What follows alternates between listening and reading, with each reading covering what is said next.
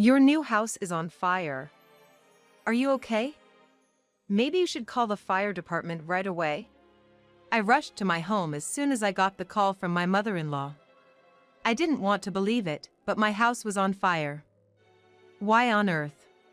Panicking, I called my mother-in-law again. Robert is sleeping in the room. Please call 911 right away. What? She was taken aback, not expecting my husband to be asleep inside. When I asked my mother-in-law about the fire, her response was totally unexpected. I got married 2 years ago and had our son, Jason, this year. Following his birth, we bought our dream home. Catherine, we finally got our dream home. I'm gonna work even harder now. That's Robert, my husband, always making me smile. We've got a hefty mortgage, so make sure you work hard. We joked and laughed together. Even after marriage and having a child, our bond remained strong and we shared jokes often. However, building a good relationship with my mother-in-law hasn't been easy. My mother-in-law has quite an animosity towards me. It's been like this ever since I first went to greet my in-laws after our engagement. Hello, I'm Catherine. I was nervous while introducing myself to my in-laws for the first time. Don't be so formal. Please take care of our Robert. It was my father-in-law who eased my tension. My father-in-law's a tall, broad-shouldered man but incredibly gentle and kind. You're the young lady who's here to steal our Robert away. My mother-in-law's words felt straight out of a soap opera. Mom. That's no way to speak. My husband defended me, pointing out his mother's behavior. What did you say, Robert? You're the son I raised with so much care, and she's trying to steal you. Just a remark from my husband set her off like this. I was genuinely shocked to see her react in such a way. I had heard from my husband that she was a bit too affectionate towards him, but I never expected it to be this intense. By the way, did you say Catherine? What do your parents do? My father passed away when I was little, and my mother works as a nurse. I followed in her footsteps and work as a nurse as well. So, you were raised by a single parent. I can't trust Robert to someone who probably didn't receive enough love. That's incredibly rude to say, especially upon our first meeting. Sure, I was raised by a single mother, but I believe I was brought up with all the love I needed. If she keeps belittling my mother like this, I might as well leave. Just as I had that thought, my husband stood up. Enough is enough. No matter what you say, Mom, I'm gonna marry Catherine. If you're against our marriage, so be it. But if you try to interfere with our plans any further, I'll cut ties with you. Robert, why would you say something like that? You're abandoning me. Catherine, let's go. My husband and I left, leaving behind my dramatically crying mother-in-law, and after saying our goodbyes to my father-in-law, we departed from their home. I'll get Robert back. Just as we were about to step out of their front door, I had a feeling that my mother-in-law said something. Feeling scared, I decided to just ignore it. It seemed like what my husband told my mother-in-law really hit home because she stayed quiet and didn't interfere with our wedding plans thereafter. 6 months into our marriage, I found out I was pregnant and we visited my in-laws to share the news. My father-in-law was thrilled, but my mother-in-law started with her sarcastic remarks again. It's hard to believe someone raised by a single parent is having a child. Do you even know how to love properly? My mother-in-law still assumes that since I was raised by a single parent, I must not have received enough love. If I hadn't been loved, I would have gone off the rails a long time ago. I was tempted to tell her just that, but held my tongue. Since you're pregnant, Catherine, what did you do about your nursing job? Did you quit? No, I didn't quit. I'm on maternity leave. You're not gonna dump all the housework on Robert, are you? I'm not gonna dump everything on him. Robert said he'd help out, so we're planning on sharing the chores. See? You're gonna make Robert do everything. It's sad he'll have to come home tired from work and then be expected to do household chores. At my mother-in-law's comment, my husband was so taken aback that he was rendered speechless. Hey, just let it be. Both Catherine and Robert seem uncomfortable.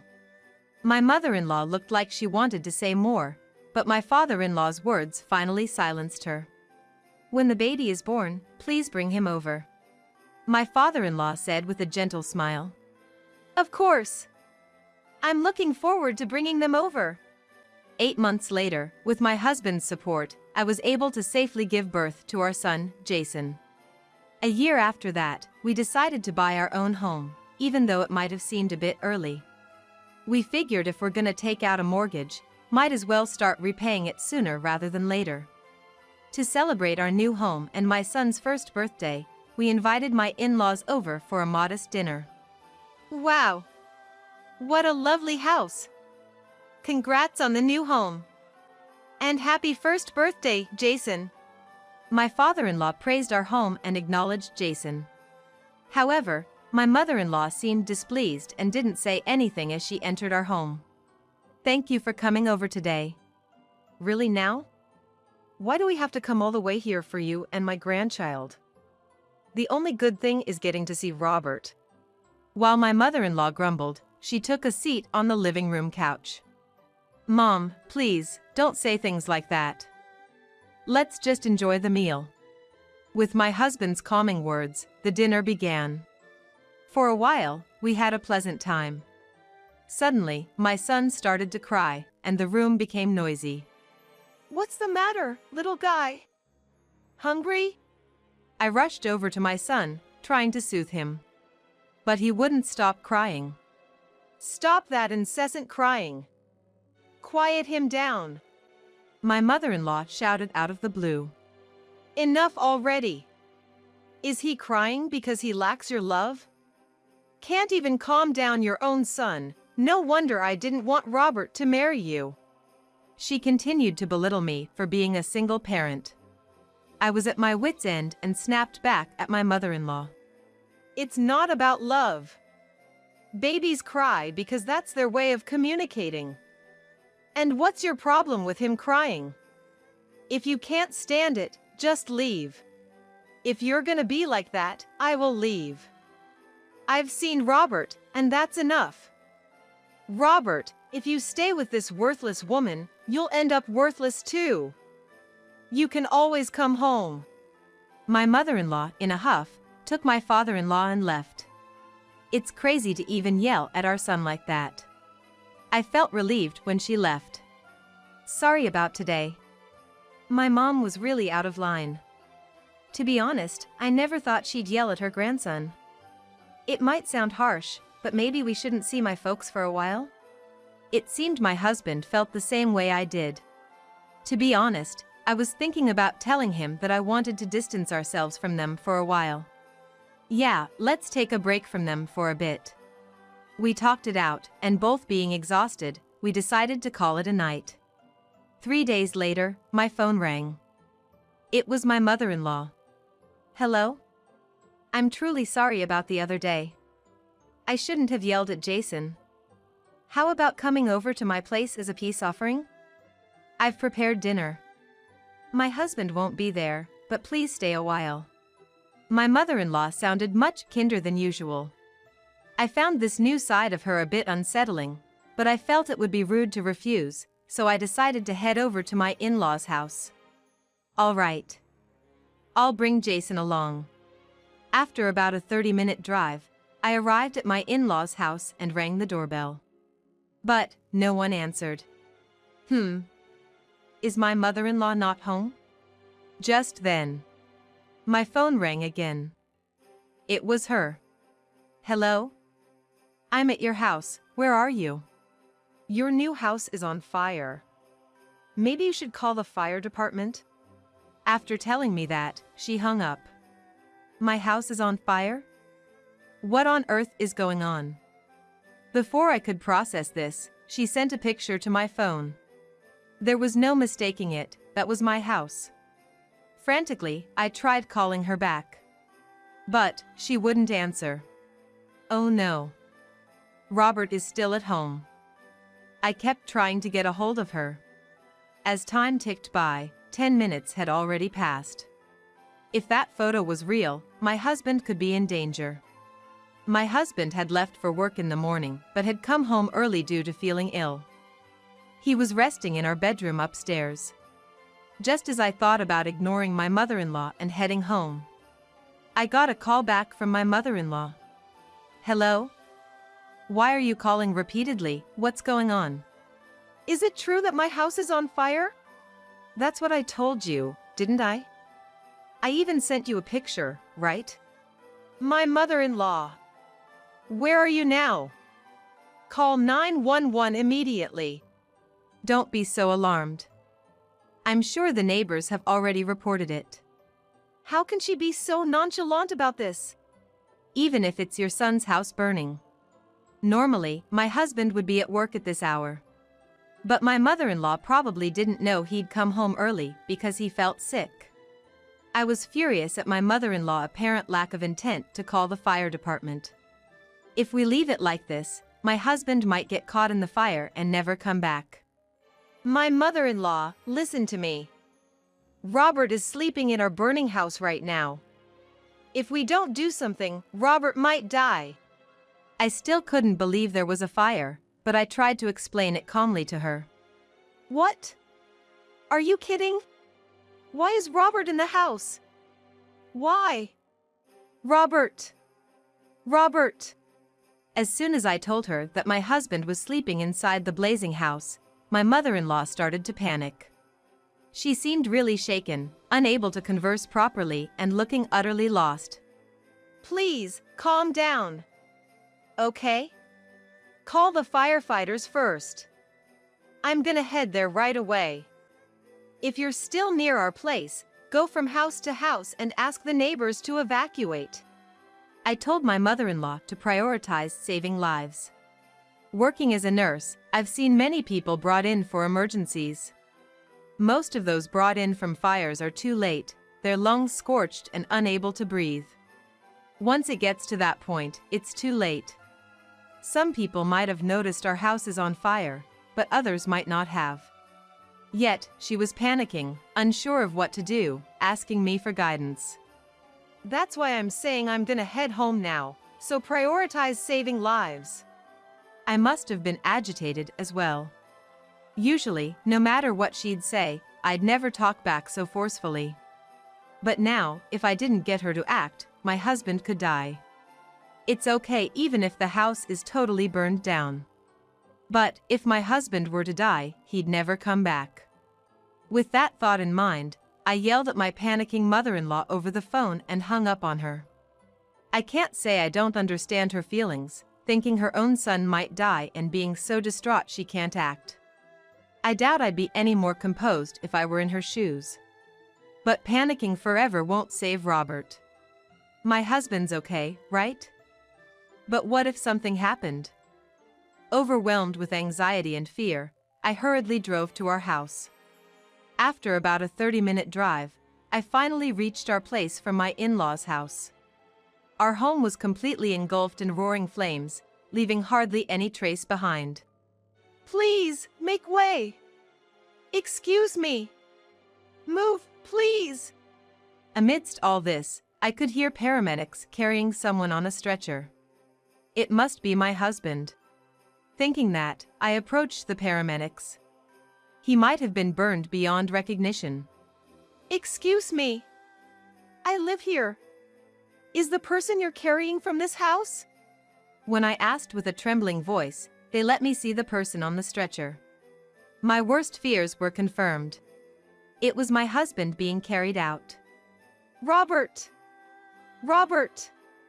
Answer me!" My husband, lying on the stretcher, had burns all over his body, and it was impossible to tell if he was alive or not. I wanted to accompany my husband in the ambulance, but I was told that I needed to be present for the scene investigation, so I couldn't. My mother-in-law was questioned as the first one to discover the fire. After about an hour of investigation at the scene, I was finally let go and immediately headed to the hospital with our son. At the reception, I was told he was in a private room. Without delay, I went straight there. "Robert! This can't be real. Entering the room, I whispered to myself. My husband was wrapped in bandages from head to toe, lying completely still.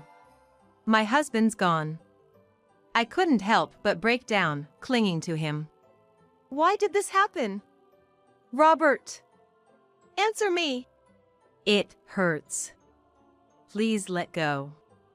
Don't just assume I'm dead. Even though his voice was weak, my husband spoke those words. I had thought my husband was gone for good, but he was alive.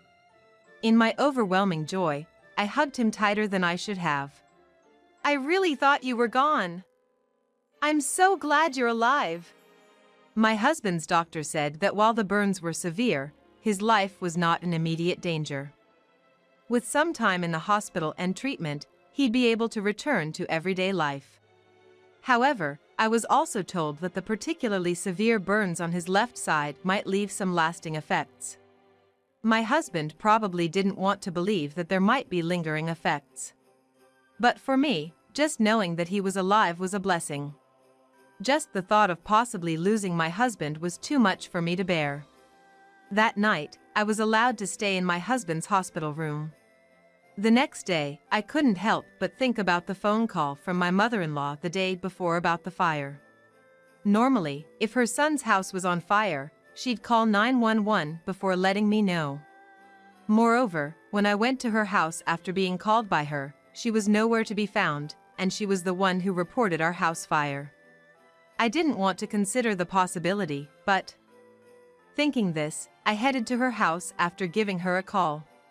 My father-in-law and mother-in-law welcomed me in, and we began to discuss the events of the previous day. How's Robert doing? Well, the burns are bad, but his life isn't in danger. However, there might be some lasting effects. When I said this, my mother-in-law covered her face with her hands. I couldn't read her expression, but she was clearly shaken. Feeling suspicious, I discreetly turned on my cell phone's voice recorder. I'm gonna ask you straight up. I came to this house yesterday after you called me. But there was no sign of you or your car, and there was no response when I rang the doorbell. You told me about the fire at our house, right? How did you know about the fire at our house, which is a 30-minute drive from here? It was just a coincidence. I thought I'd pick you guys up and was heading your way. But I told you on the phone I was coming over, right? Why didn't you tell me then that you were coming to pick us up? I thought of it after hanging up the phone. Things like that happen, don't they? I see. But why didn't you call 911 before telling me? Normally, if your son's house is on fire, you'd call 911 right away. But you didn't do anything until I told you Robert was asleep inside. You didn't set the fire, did you? I had always had a suspicion that my mother-in-law might have been responsible for the fire. Honestly, I wanted her to firmly deny it. But after I asked, my mother-in-law went silent. Hey, Catherine's asking you something. How about giving her an answer? My father-in-law urged his silent and frozen mother-in-law to reply. It's not your fault. Until now, my mother-in-law, who had been silent, began to speak slowly. Catherine. Because you're taking Robert away from me. I thought if the house burned down, your relationship would sour and he'd come back to me. But I never imagined Robert would be asleep. I wanted to deny it. But my hopes were quickly shattered. So, my mother-in-law was the arsonist after all. I can't believe you actually started the fire, my mother-in-law. I've recorded what you just said on a voice recorder. I'm taking this to the police. I showed my mother-in-law my phone displaying the voice recording app, asserting my intention to report her. To be honest, I'm relieved my husband's alive. But what were you gonna do if he had burned alive? You would have killed your beloved son. I'm sorry. The moment my mother-in-law apologized in a weak voice. You've gotta be kidding me. You idiot. What have you done? Usually a gentle father-in-law, he looked like he was possessed as he slapped her hard. You caused trouble for others and even try to kill your own son. I was a fool to marry someone like you. I don't ever want to see your face again. We're getting divorced today. What? No, please. The sudden divorce declaration from my father-in-law left my mother-in-law in shock. She had no words to say and just looked down. You're not saying anything, so I take it you agree with the divorce? Then get the hell out now. I'm sorry. I truly am. I regret it. Please, don't divorce me. Don't abandon me. My mother-in-law begged my father-in-law, crying. Don't abandon you? You think I'm nice enough to live with someone like you? You almost burned down someone else's house along with your own son. Pushing aside the pleading mother-in-law, my father-in-law continued yelling. My father-in-law was absolutely right. Mother-in-law, considering what you've done, it's no wonder father-in-law wants to divorce you. You might be facing many years, perhaps decades in prison. Those words silenced my mother-in-law completely.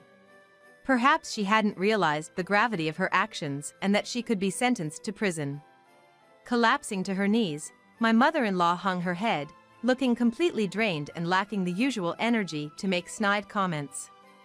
I'll be on my way now. Take care in prison. After leaving my in-laws' house, I headed straight to the police station and submitted the voice recording as evidence. That recording became the definitive evidence, and my mother-in-law was arrested without delay that very day. After all the times she berated me, saying a child from a single-parent home lacks love, who's the one lacking love now? Burning down the brand-new house her son had worked so hard to buy. Moreover, she almost killed her beloved son with her own hands. There's no reason for someone like you, who could casually set fire to her son's house, to talk to me about love. Reflect on your actions for the rest of your life in prison. Looking at our burnt-down house, that's what I thought. Having lost our home, while my husband was hospitalized, we stayed with my parents' house. It's been a long time since I've been at my parents' house. We've decided to rent an apartment when my husband gets discharged, so for now, I'll just lean on my mother. A month later, my mother-in-law was charged with arson and was sentenced to life imprisonment. Because she got a life sentence, we weren't gonna get any compensation or medical expenses for my husband, but for me, never having to see her again was a bigger relief. Thankfully, my husband was recovering, and he didn't have any lasting injuries. The burn scars are still raw, but the doctor said they'd heal over time. Then, a week later, my husband got discharged. Hey, can we stop by my folks' place before heading to the new apartment? My husband asked, and so we decided to visit my in-laws' house before moving into our new place. Catherine, Robert. I'm truly sorry. As soon as we entered the house, my father-in-law apologized immediately. I've divorced my wife. She'll pay for her sins in prison on her own.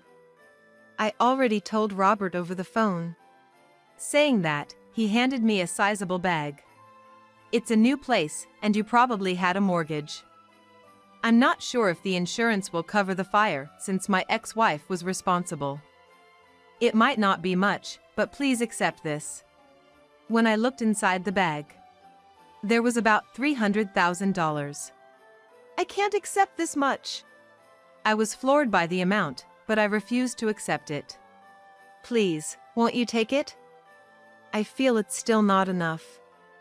She did it, but as her husband, I feel responsible too. Please.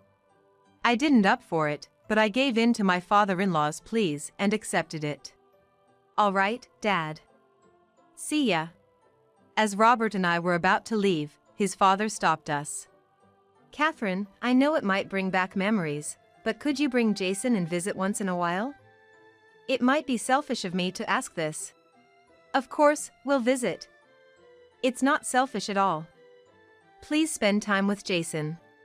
I replied, and my father-in-law looked apologetically with tears.